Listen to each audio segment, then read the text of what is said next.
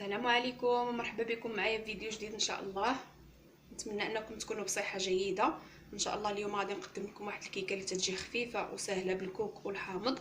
نتمنى انها تعجبكم، وفي الصراحه تجي زوينه في المذاق ومكونات بسيطه، ما فيهاش شي حاجه اللي صعيبه. مكونات ديالها موجودين في اي بيت وتجي لذيذه في المذاق. نتمنى انكم تجربوها وتعجبكم. يلا ان شاء الله غادي نمروا دابا للطريقه والمقادير.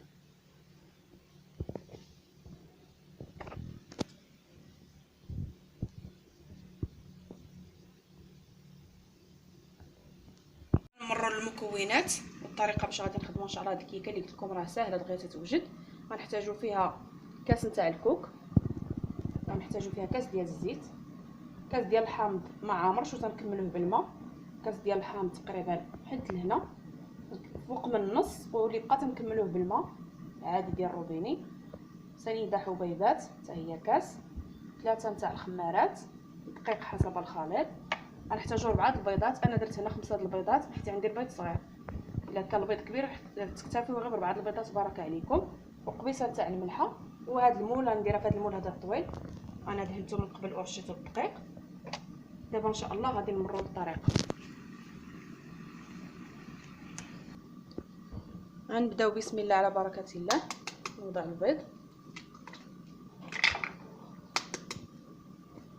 هاد الكيكه دغيا تتوجد تاع الضياف ديال الغفله، تتاخذش وقت كتير، والمكونات ديالها متوفرين في البيت، وتيجي المذاق ديالها زويون. غنوضع السكر سنيده كيف ما قلت لكم دائما العبار، كاس ديال العنبه، قريصه ديال الملحه ذكرت هاد الشويلات. غنخلط هاد البيض والسكر حتى يندمجوا.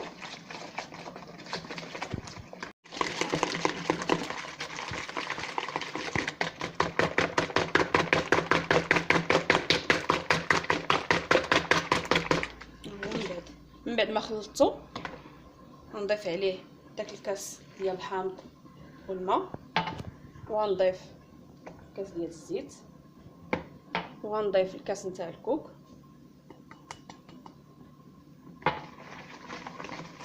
ونستمر في التخلاط.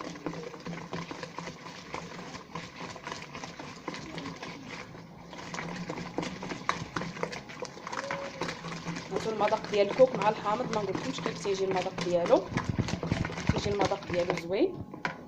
وغنبقى نضيف دابا الدقيق شويه بشويه، دقيق حسب الخليط. ونوضع 3 نتاع الخمارات حمرين،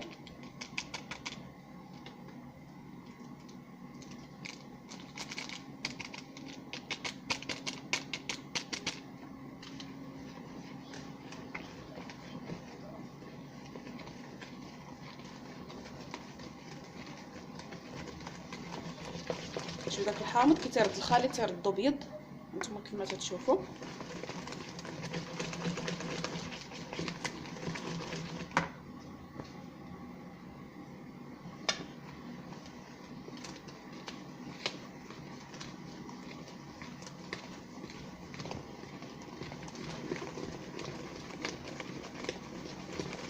غنزيد لها شطحين، هذا هو القوام ديالها نتوما كما تتشوفوا، حيت راه فيها الكوك راه باقا غتزيد تشرب.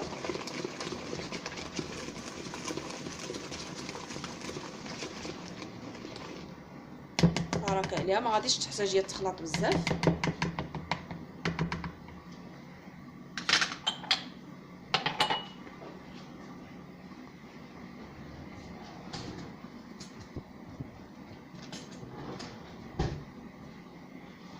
غنصبها دابا في هذا المول، انا قلت لكم درتها في هذا المول هذا الطويل.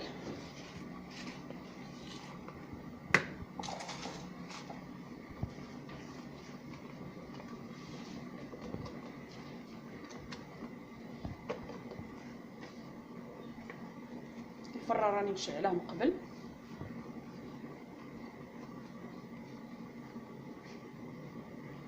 غنطيبها في الفران ديال الغاز، عافيه تكون مهيله. نعطي وقتها حتى طيب. راه الكيكه تتجي عاليه، تتجي منفوخه.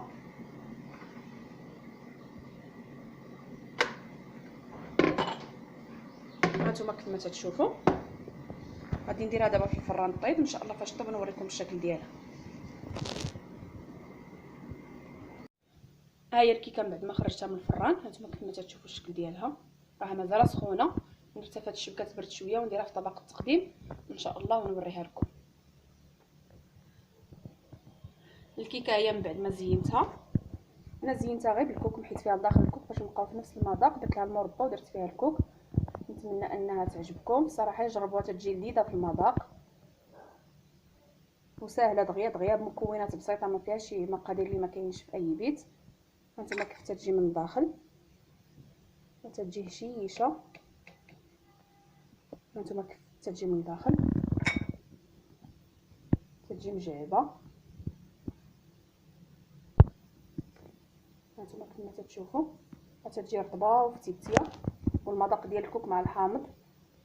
نتمنى انكم تجربوها.